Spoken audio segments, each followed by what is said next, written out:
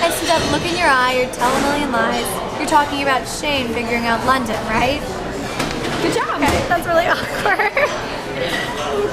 Your turn. Hi! It's really close up. Say a line. Sid, have you ever actually heard that song by Avril Lavigne, One of Those Girls? So close up. I don't know.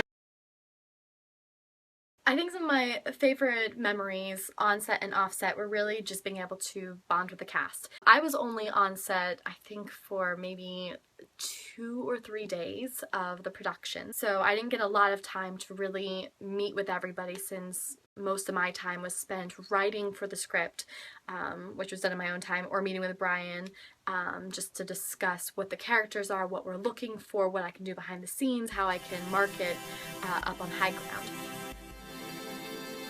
I got to do a little bit of acting on set, which was really fun. I enjoyed creating a character for Berlin.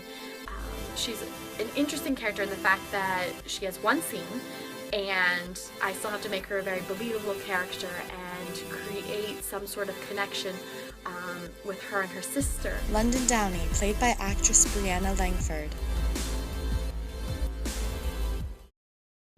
You girls are gonna miss out on all the fun sitting around doing your homework in your little homely girls club.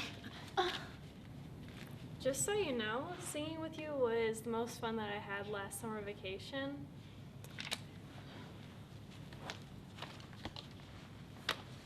So, where exactly is our first competition? Miss Fritz hasn't come out and said anything. It's in Belleville in 2 weeks. I don't know, last summer was so much fun, but that's such old news, Tegan.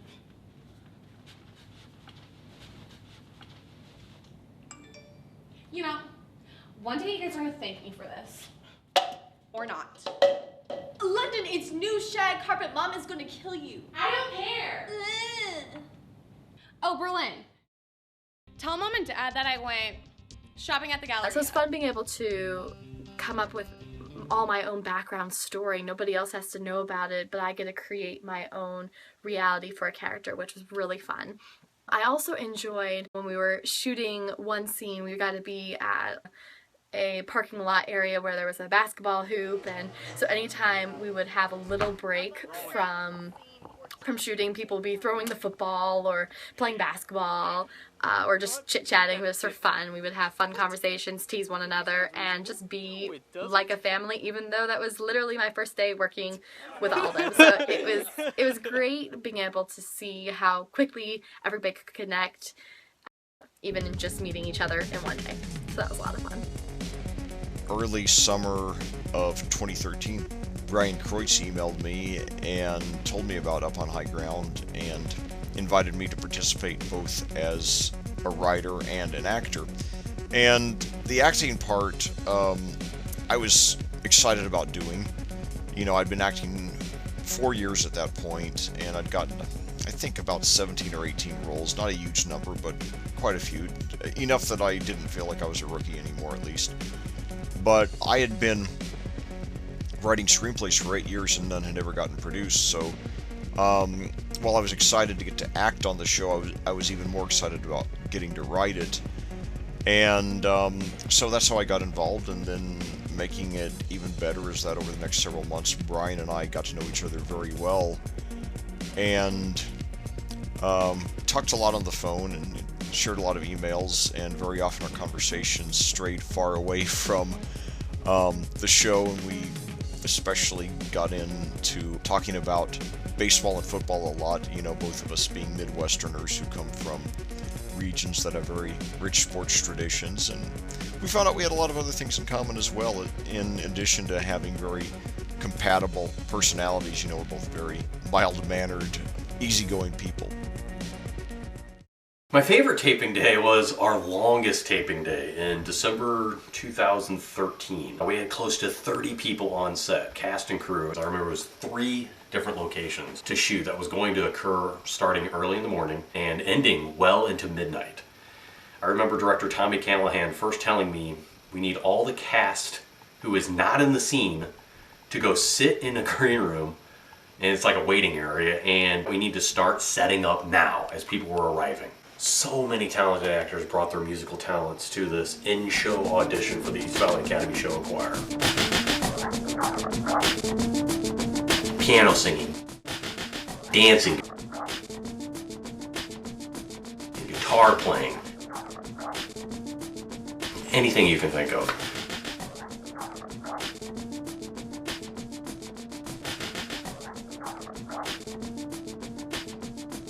So many talented actors brought their A game.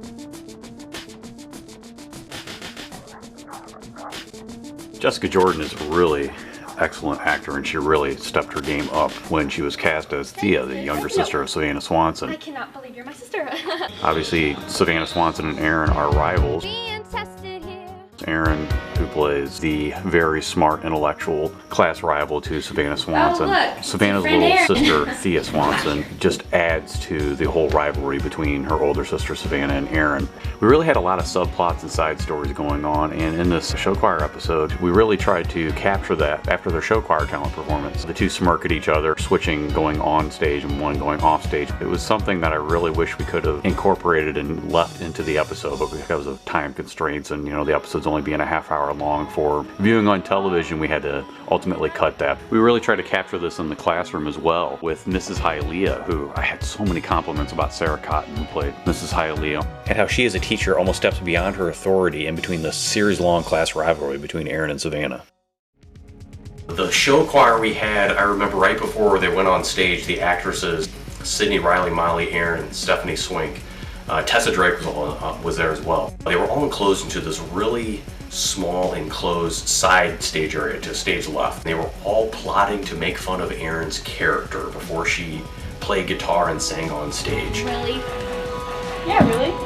Oh, she's gonna show us up with some Gene Kelly tap dancing in the rain. Break a leg. Really? And all the girls were so patient and laughing and carrying on about typical teen girl stuff. Sydney Thomas started everyone laughing when we had to cut a perfect take that she was going on about on her line. Yeah. And we heard a cop car through the walls, and Sydney said, "Oh, they're on to me. The cops are coming for me now." Yep, there it is. There's the picture right there. That was actually a picture of her laughing as she said that. The cops are on to me now, and it was in character, so it was just so funny how it came across on the camera when she was trying to prepare her line. We heard it through the walls.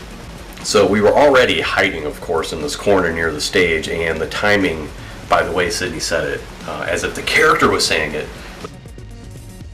in the situation she was in, it was just absolutely hilarious. Sydney really had us laughing. One of our most beloved characters, and arguably the most fun to write for, I know for me personally, and even Lec Zorn, was Bogroe. He was definitely a character created by Braden Patterson, who had a real-life freeloading roommate. He was actually living with him while the TV show was filming in some of the early episodes. The real-life roommate was actually going to play the role of Landon at one point. Landon being, of course, the roommate with Bogroe and Dylan. At one point in pre-production, he was going to be playing the role of Landon. He had acting experience and training, and it was the actor Byron L. Wilson. He actually did a short film for us as a gamer character. It was like a gamer character in our short film To Inflict, which is a project Braden and I produced and wrote the story for right before TV show Up on High Ground started. Yep. Take 8, quiet on the set. Bogroe was always an outlet for Landon. Oh, this just got real. Alright, listen up. Bogroe, we need to set aside our differences for the greater good. And even Dylan at times. We actually had a scene that was ultimately cut out by the editor, where Dylan is confronting Bogroe about crying and, well, basically hitting rock bottom. The scene was powerful. Billy Patrick, who played this character, really captures the sorrow and emotion. I always gotta spend time with your parents, so... Oh, this is my space. What the heck are you doing? Bogroe, you're acting defensive. Like, what's going on? You hiding something between the couch cushions? Only trying to protect my pride and keep my dignity. I mean, come on, man. You're This is my spherical personal bubble, and you're going through it. All crazy like. Somebody's knocking. It was ultimately cut out. It didn't really fit the show because the scene was so slow and the pacing of the episode at that time was very fast paced. Hey man, are you crying? Dude, you were just talking down to me, trying to brush me aside like I don't even matter. I know you're ashamed of me crashing here for a month till I get back on my feet. Hey, it's only 4 months, man. You don't want your family to know you have a down and out friend freeloading on your couch. I get it. Alright, bro. Forgive me, man. I didn't mean to say it that way. Alright? No, I'm sorry. It's not Christ-like.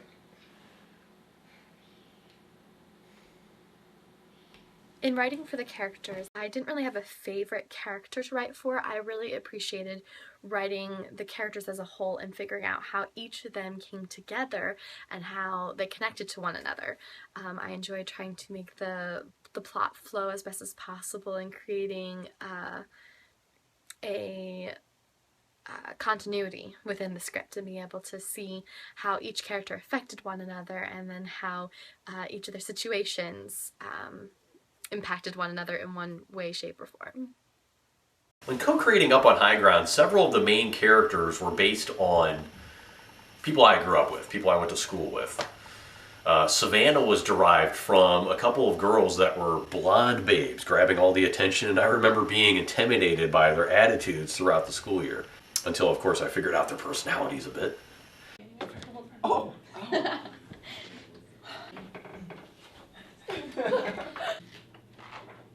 Wait, so you guys are doing it? Because she's obviously You serious?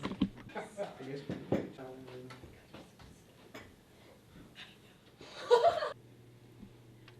We've been waiting for like a half an hour, Mr. Neal. You're late, Mr. Neal. That's a detention. Look, things have their priorities. You are my priorities, 5 days a week, 6 hours a day. But today was an unfortunate exception.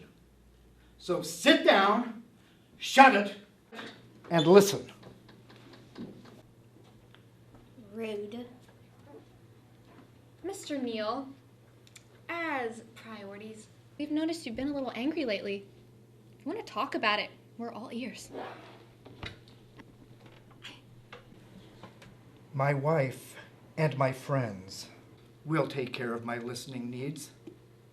But thank you, Savannah. Riley Cravens, who played Savannah, really sold the audience on this character, Savannah Swanson. Such a great job every episode, over and over again. I mean, of course, having the looks, obviously, but really everything from the first close-up in the classroom with the attitude and smiling and the smirk on her face was just spot on. She was your atypical American popular girl. That's what we cast her for, and, you know, she came through. 100% came through. Her best friend character, Sydney Ashdown, was almost a spitting image of a girl named Andrea that I grew up with in my elementary school days. Written and portrayed, of course, by Sydney Thomas. The character named Sydney Ashdown. She was really being overly snobby. The character was written to be overly snobby, sassy, and a smart, level-headed girl. When she wanted to be, of course. She's the type of person who picks and chooses only a few select people to stand with, and she really treats everyone else like they're a nobody. Actress Sydney Thomas is, of course, the complete opposite of this in real life. Not like this at all. She's one of the sweetest people I've ever met.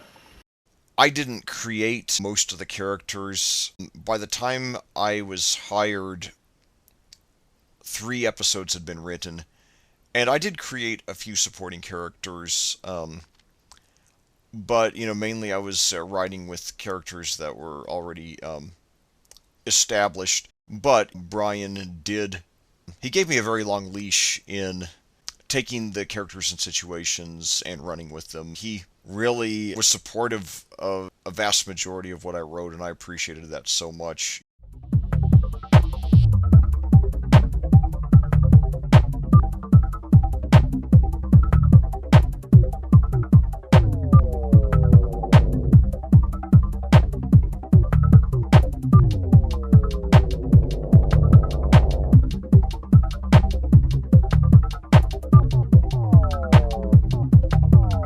Particularly pre-production and into the first few episodes, we really started discussing the notion of exposing what happens to schools when budgets and funds are cut.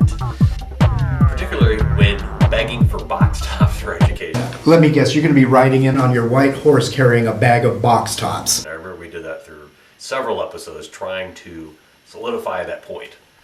What coupons would you like me to clip? Oh, Principal Guidry wants to see you in his office.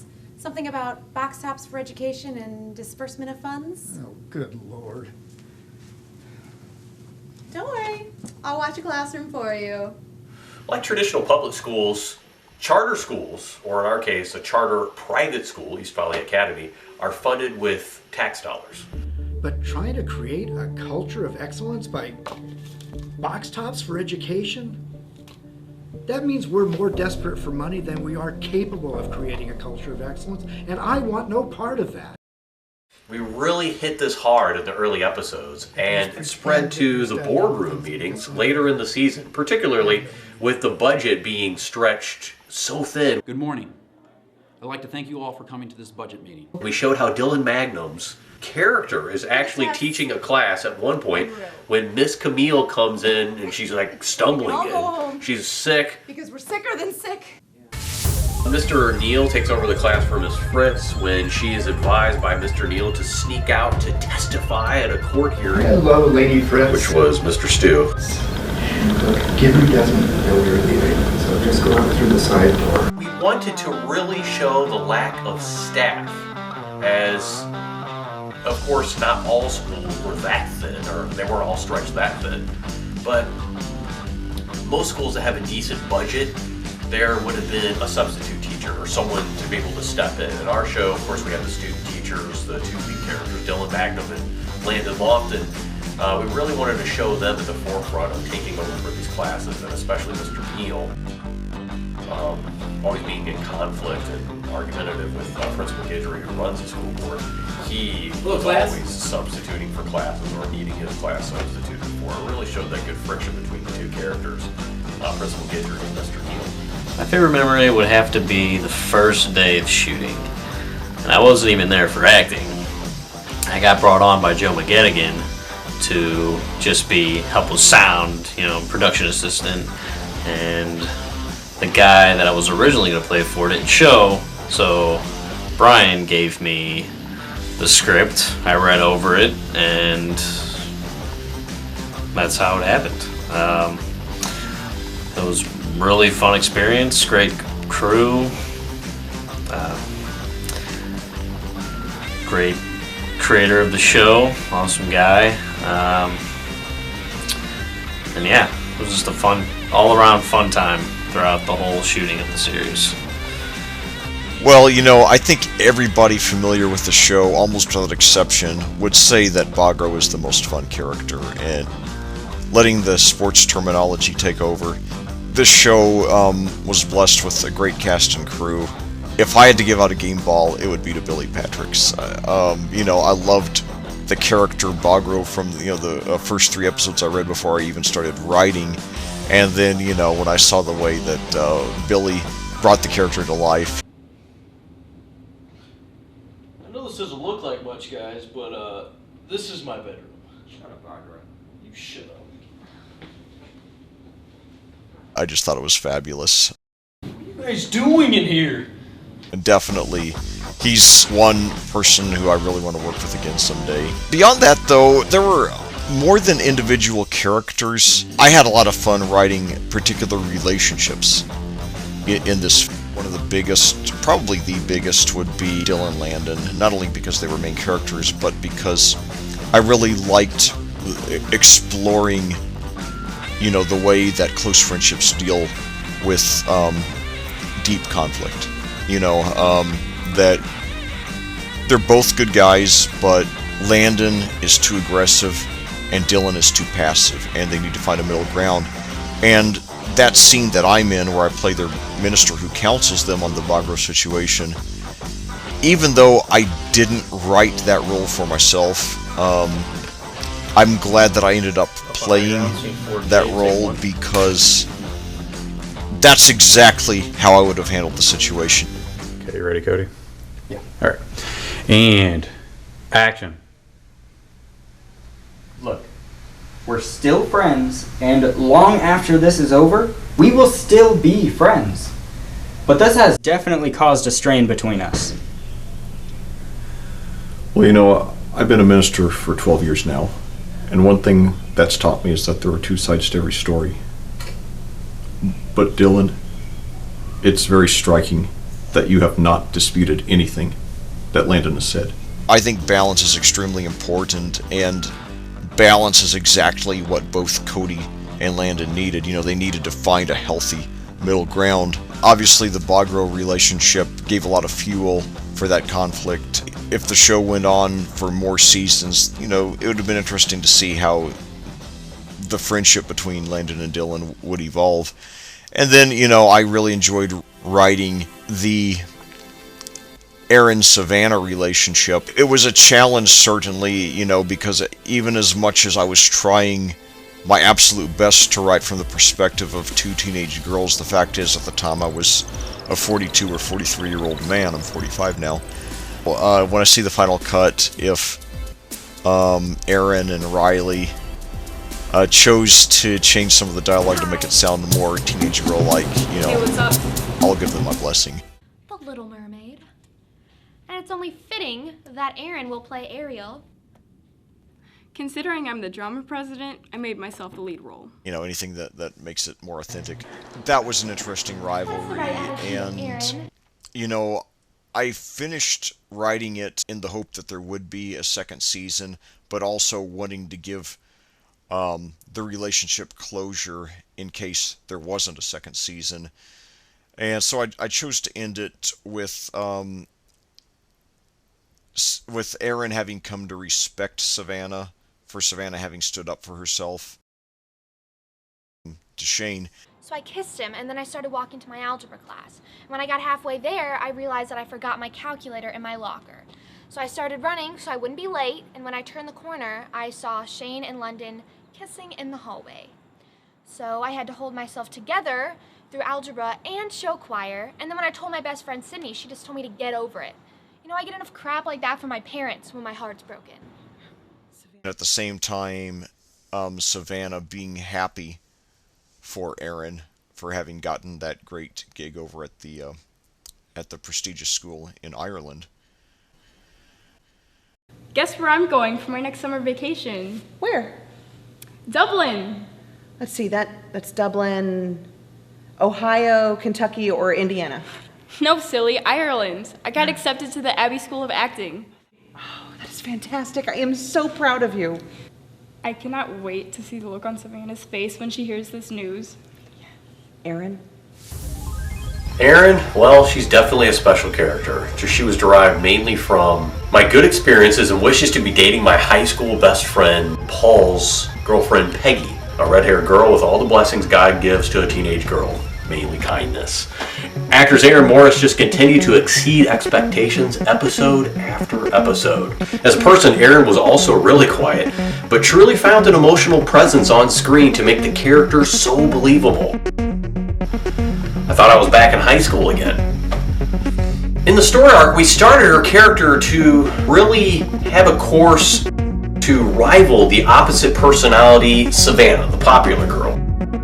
Aaron, just singing in the show choir is perfect for you and your little group of like-minded friends. Aaron being the red-haired girl and Savannah being the popular blonde girl. Just keep walking, Savannah. For her to really have a nerdy but good-looking girl next door type best friend, Aaron's best friend was Miri. And Miri was to support her story, was to support Aaron's story. The full production story arc has Aaron following the path of an introverted no one into some popularity, somewhat popularity. I don't mean do this for you. Aaron would then change into a girl being involved in the most popular and successful school couple while she was dating Griffin.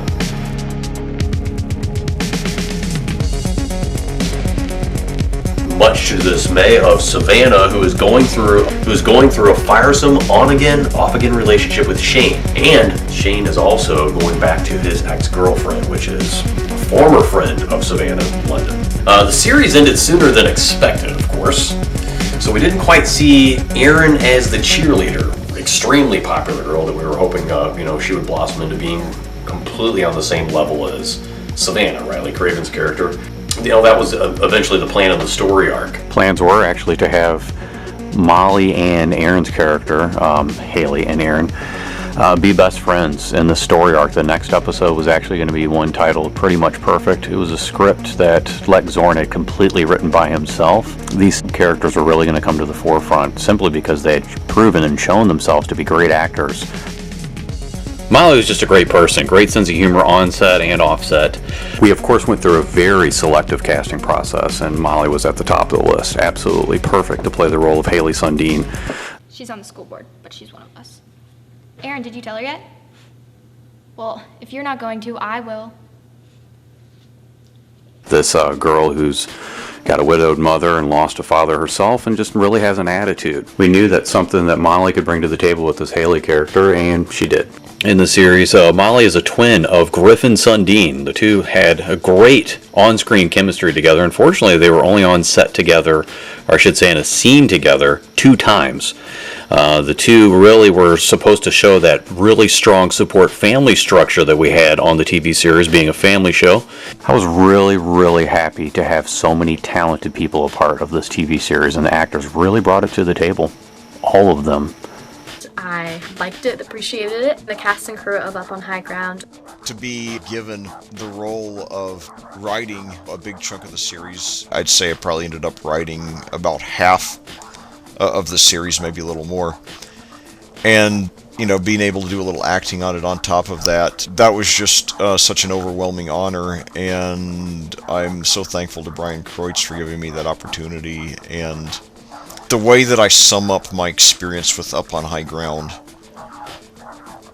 one thing I've learned from working in film for 7 years, every film, every movie, every TV show is someone's dream.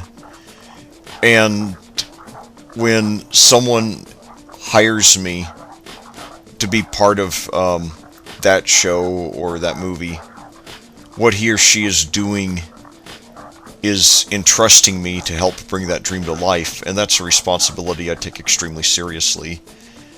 And it's an honor that I will never take for granted.